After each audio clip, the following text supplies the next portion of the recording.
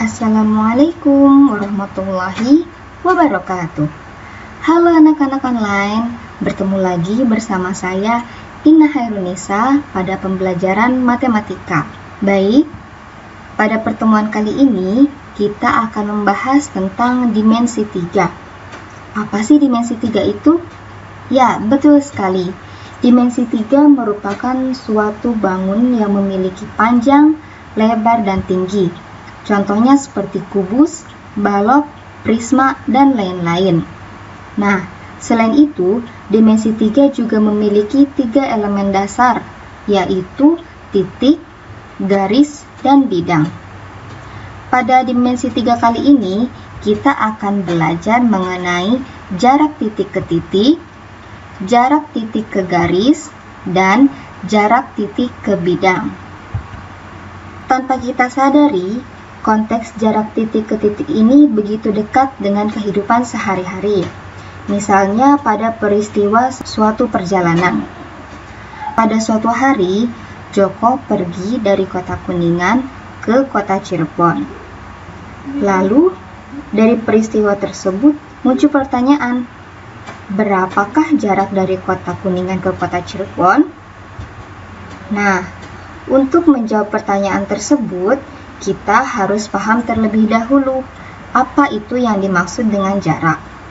Jarak merupakan lintasan terpendek dari satu titik ke titik lain. Nah, di sini dapat diilustrasikan dengan dua titik, yaitu titik X dan titik Y, di mana untuk mencari jarak dari titik X dan titik Y ini, kita bisa menghubungkan satu garis. Nah, panjang garis XY ini yang dinamakan dengan jarak.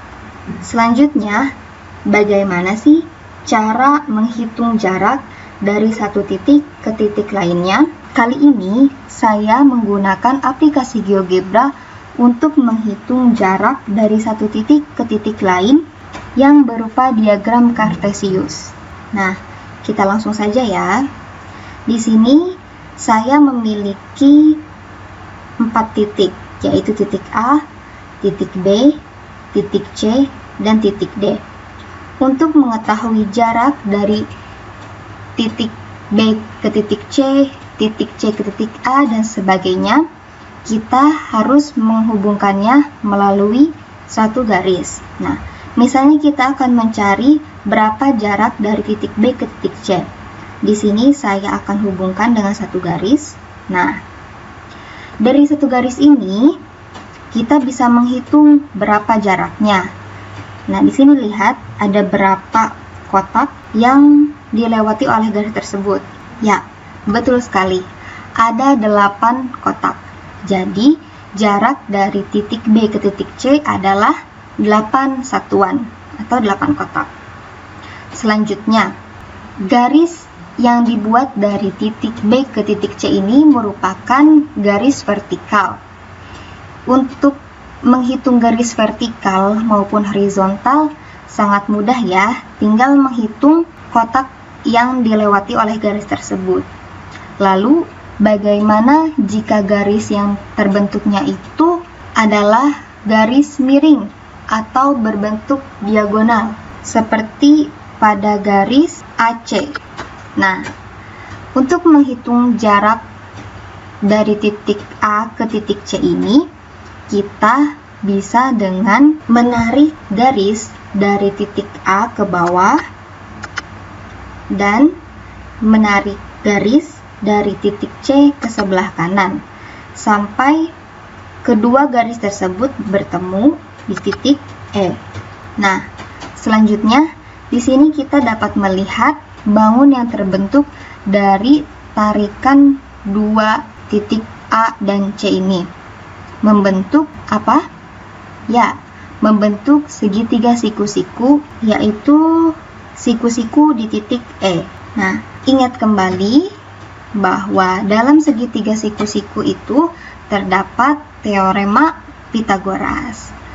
Untuk mencari jarak A ke C, kita bisa menggunakan teorema Pitagoras, di mana kita harus mengetahui dulu jarak A ke E dan juga jarak E ke C. Nah, kita di sini hitung jarak A ke C itu ada berapa? 7, ya betul. Lalu jarak E ke C yaitu 7 satuan juga. Nah, setelah itu baru kita bisa menghitung jarak dari titik A ke titik C dengan menggunakan teorema Pythagoras. Rumusnya yaitu AC sama dengan akar kuadrat dari CE kuadrat ditambah AE kuadrat sama dengan akar kuadrat dari 7 kuadrat ditambah 7 kuadrat sama dengan akar kuadrat dari 49 ditambah 49 sama dengan akar kuadrat dari 49 dikali 2. Akar dari 49 yaitu 7. Maka jarak dari titik A ke titik C adalah 7 akar 2. Sampai di sini bisa difahami? Jika sudah paham, kita lanjut ke berikutnya. Nah, selanjutnya yaitu jarak titik ke titik pada kubus. Di sini saya memiliki kubus KLMNOPQR yang panjang rusuknya adalah 5 cm. Nah, pertanyaan pertama, berapakah jarak dari titik L ke M? Ya, jarak dari titik L ke M yaitu berapa? 5 cm. Mengapa? Karena jarak LM sama dengan jarak KL sama dengan jarak KN sama dengan jarak MN, di mana garis-garis tersebut merupakan rusuk dari kubus. Telah kita ketahui bersama bahwa yang dinamakan kubus itu dia memiliki sisi yang sama dan panjang rusuk yang sama. Pertanyaan kedua, berapakah jarak KM? Nah, di sini kita bisa melihat terdapat segitiga siku-siku KLM dengan siku-siku di L. Untuk mencari panjang KM, kita bisa menggunakan teorema Pythagoras dengan rumus KM sama dengan akar kuadrat dari KL kuadrat ditambah LM kuadrat sama dengan akar kuadrat dari 5 kuadrat ditambah 5 kuadrat. Selanjutnya, akar kuadrat dari 25 ditambah 25 sama dengan akar kuadrat dari 25 dikali 2. Jadi, panjang KM yaitu 5 akar 2. Nah, selain menggunakan teorema Pythagoras untuk mencari panjang KM ini, di sini kita bisa melihat panjang KM ini merupakan apa ya? Ya, garis KM ini merupakan diagonal bidang.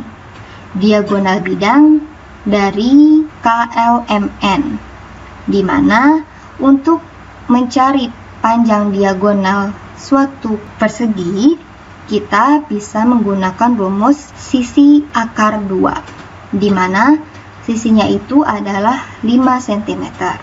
Maka panjang KM sama dengan 5 akar 2 cm. Pertanyaan berikutnya yaitu, berapakah panjang LR? Nah, untuk mengetahui panjang LR ini, kita memerlukan garis bantuan, yaitu garis bantuan LN, agar bisa mencari panjang LR.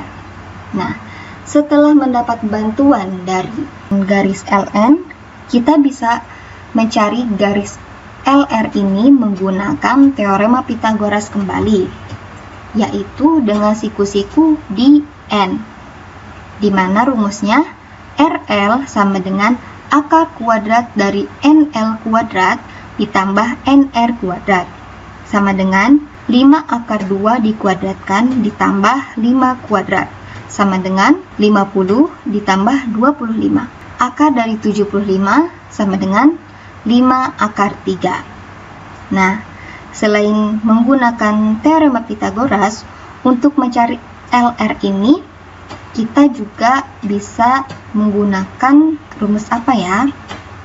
Ya, garis LR ini merupakan diagonal ruang kubus, di mana untuk mencari panjang diagonal ruang kubus dapat menggunakan rumus sisi akar 3. Nah, sisinya itu berapa? 5 cm. Maka panjang LR sama dengan 5 akar 3 cm. Sampai di sini dapat difahami? Jika sudah paham, kita lanjutkan. Berikutnya yaitu jarak titik ke titik pada balok. Nah, di sini saya memiliki balok A, B, C, D, E, F, G, H yang memiliki panjang 10 cm, lebar 3 cm, dan tingginya 4 cm. Pertanyaan pertama, berapakah panjang BG?